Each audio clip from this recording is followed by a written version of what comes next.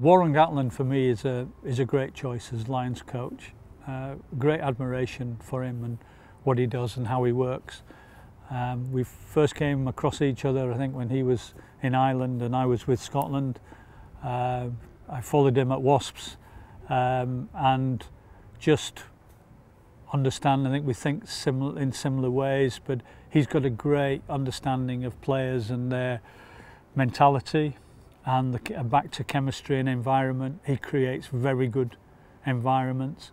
I can say, you know, in 2009, with him, Sean Edwards, Graham Rowntree, Rob Howley, there was a great feeling, great environment. We could talk to each other, where we planned things. It was very open.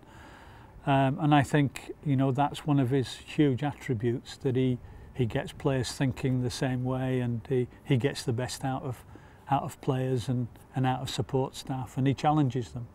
And he also knows, you know, how important you know the Lions are to you know, for players in the four countries. Gat's being a New Zealander, I don't think makes any difference. You know, he's coached Ireland, he's coached Wales, he's coached the club side in England.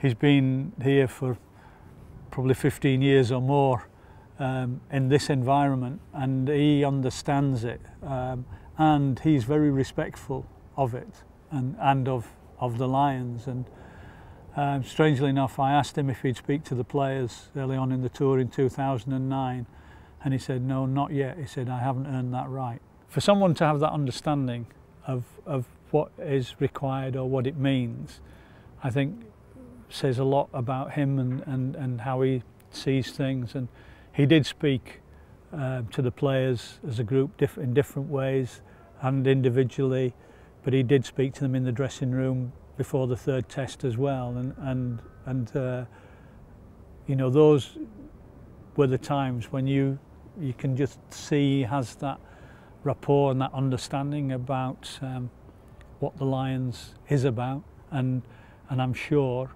he will just keep developing that as we get into Australia in 2013.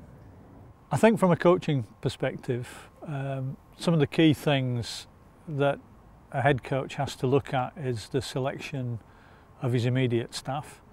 It might sound strange, but the management has to be right, so that it has the best and the highest standards of working practices and understanding that is shown to the players, because there isn't a huge amount of time for everything to fit together. You know, 2009 was a great example of everybody in the management on the rugby side of that tour knew each other well, so you could ask and get answers to the difficult questions really early, and then out of that you then look at the selection process for the players and what you want to do in that respect. And part of that is speaking to coaches, international coaches, other coaches, about the player, a little bit about his background as well. And then you get a feel for the chemistry of what you think will work. Do a lot of work on the opponents for the type of rugby we want to play, the type of player. But in the end, you want that chemistry to work. The biggest problem, and I always call it the week 5 problem. On week 5, you've just been on tour long enough that if there's anything that's irritating you, it'll probably come out, and that's management or players. It's often week 5 that you have to pick the test team, so there is a defined split that will come into the group. You can't do anything about that. That's test team and non-test players. And managing that is critical. And giving players the opportunity to show what they can do on tour, I think, is critical up to that point. Some would say you'll only be competitive if you've got your test team in your head by week 1 and you work through 4 weeks preparation.